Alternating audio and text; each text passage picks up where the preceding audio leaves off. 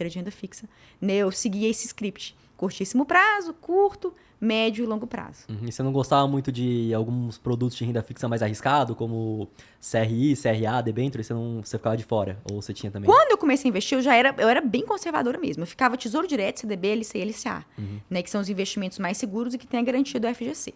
Mas depois disso, né, à medida que a gente vai investindo, vai vendo que as coisas funcionam, que vão dando certo, hoje eu tenho de tudo. Inclusive, né, tem inclusive vídeos recentes do meu canal que eu falo sobre CRI, CRA e debênture, porque num momento como a gente está agora, de queda da Selic, está cada vez mais difícil de você manter aquelas rentabilidades, né, dos sonhos que a gente teve durante 2022 e 2023.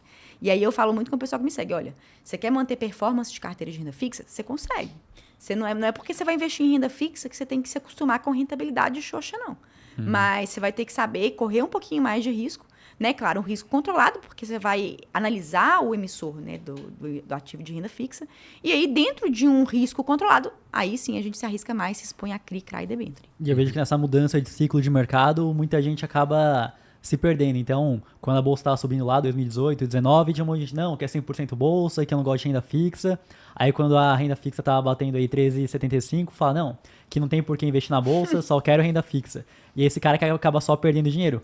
Quando, na verdade, ele tem que diversificar a carteira dele para conseguir estar tranquilo em todos os momentos, né? E acaba se perdendo nessa. O pessoal não entende, gente, que a economia e o mercado financeiro é cíclico, né? A Selic sempre vai ter picos de alta e ela sempre vai ter ciclos de queda, né? Ainda mais no Brasil, que é um país que já tem uma inflação historicamente alta. Exatamente. Então, para o governo descontrolar novamente, a inflação subir, ele precisar subir a taxa de juros, não é só questão de tempo, exato. Exatamente, num pulo ele faz isso, né? E a gente, historicamente, sempre teve taxa Selic muito alta. Né? E isso beneficia, né, de uma forma histórica a nossa renda fixa. Por mais que a Selic esteja caindo, se você for pensar, a projeção para 2024 é que a taxa Selic, né, a nossa taxa básica de juros da economia, ela chega a 9%. Gente, quais são os países do mundo que têm uma taxa básica de juros tão alta quanto essa? Né? Muitos alunos gostam, né, se apaixonam pela renda fixa no Brasil, veem que é possível você investir com bons retornos e com risco controlado em renda fixa, né, e sem a volatilidade da renda variável, e fala, bom, mas eu quero fazer isso lá nos Estados Unidos também. Eu falo, então agora você vai se acalmar, porque renda fixa, né, com segurança e retorno como a gente tem no Brasil, você não encontra lá fora.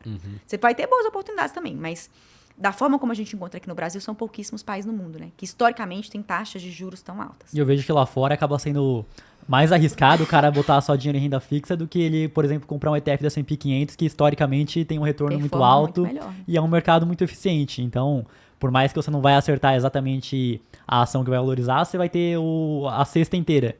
Exatamente. Você tem veículos de investimentos e ativos extremamente eficientes lá fora, né? Aqui a dinâmica já é um pouquinho diferente, né?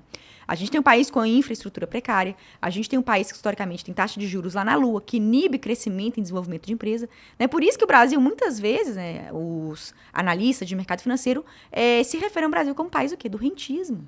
Porque, né, quais países do mundo você consegue, com tão pouco risco, ter tantos retornos como a gente tem na renda fixa aqui? Não tem, né? Então, já que você está aqui no Brasil, investe em renda variável, ok, tem muita oportunidade boa na renda variável brasileira. Mas um país que tem, né, investimentos de renda fixa, que pagam retornos tão altos quanto a gente tem, ainda que a gente esteja, né, igual agora, num ciclo de queda da Selic, né, a gente conta nos dedos. Isso são, assim, locais, países muito específicos no mundo. Então, vale a pena aproveitar, né, pegar do nosso mercado financeiro que a gente tem de melhor, que são esses investimentos de renda fixa. Muita gente vê, que a Selic na pandemia chegou a bater 2% ao ano. Porém, o governo tinha que incentivar muita economia, teve que injetar muito dinheiro e teve que baixar artificialmente a taxa de juros para conseguir fazer a economia girar. Então, algo que não acontece sempre aqui no Brasil. Vai acontecer muito raramente uma Selic a 2%.